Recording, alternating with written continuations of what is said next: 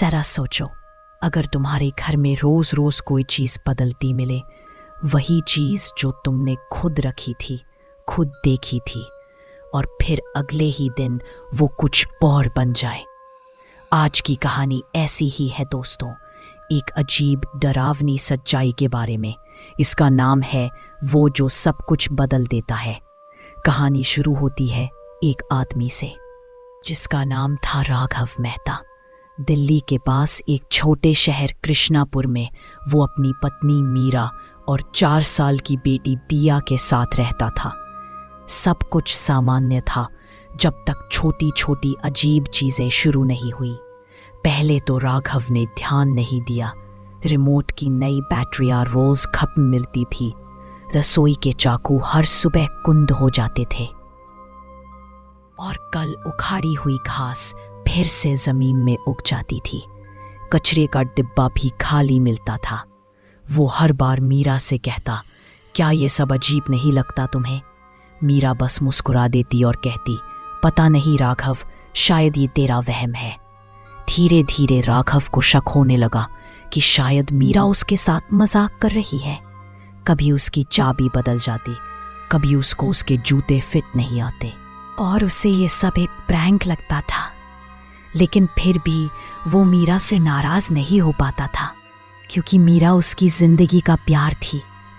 और फिर एक सुबह जब उसकी ऑफिस बैग मिट्टी से सनी हुई मिली तो वो झल्ला उठा और मीरा से चिल्लाकर बोला, मीरा बस करो अब ये मजाक।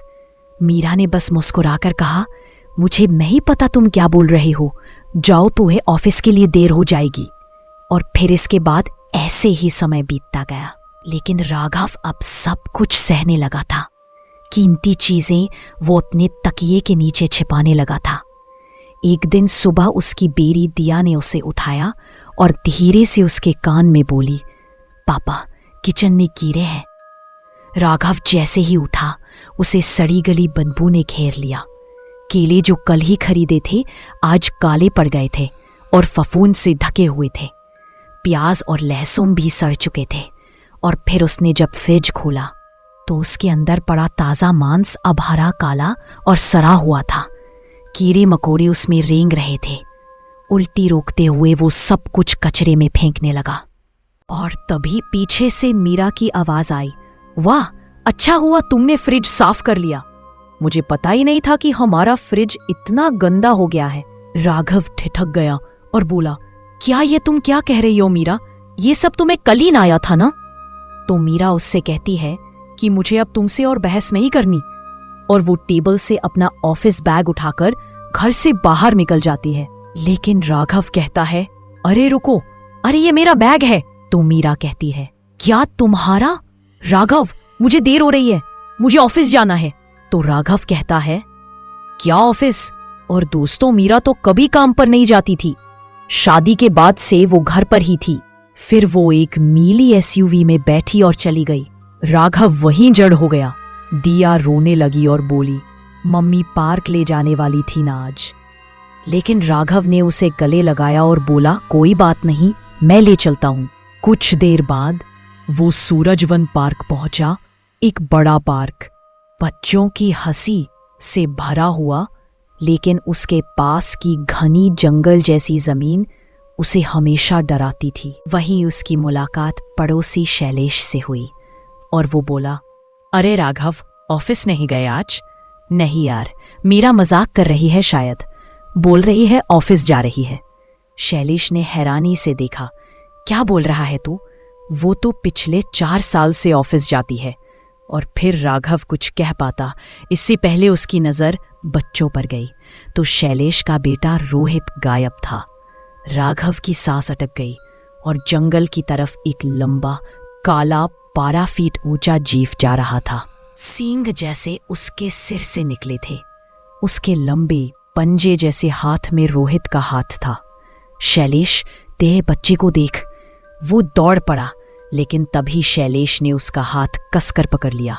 छोड़ मुझे। लेकिन फिर राघव ने देखा कि रोहित वहीं था, अपने पिता के पास, मुस्कुराता हुआ खड़ा था। बाकी सब लोग उसे देख रहे थे जैसे कि वो पागल हो। और फिर शैलेश बोला, सब ठीक है राघव, एम्बुलेंस बुलाऊं? तो राघव कहता है कि नहीं, शायद ये मेरा भ्रम था। पर राघव फिर से बोल पड़ा और कहने लगा, शैलेश, तेरे बेटे के दांत क्या हुआ?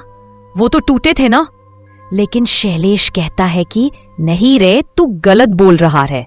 शैलेश हंस पड़ा और रोहित को कार में बैठाकर चला गया। राघव वहीं खड़ा रह गया।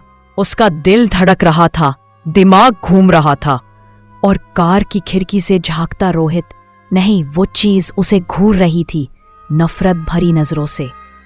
उस दिन के बाद राघव ने सब कुछ बदलता हुआ देखा, चीजें, लोग, चेहरे, जैसे कोई वो एक अदृश्य ताकत सब कुछ बदल रही थी, वो जो सब कुछ बदल देता है। और अब शायद अगला नंबर राघव का था। कभी सोचा है, अगर कल सुबह तुम उठो और तुम्हारे घर में हर चीज थोड़ी सी अलग लगे, क्या तुम पहचान पाओगे कि असली कौन है और कौन वो बन चुका है?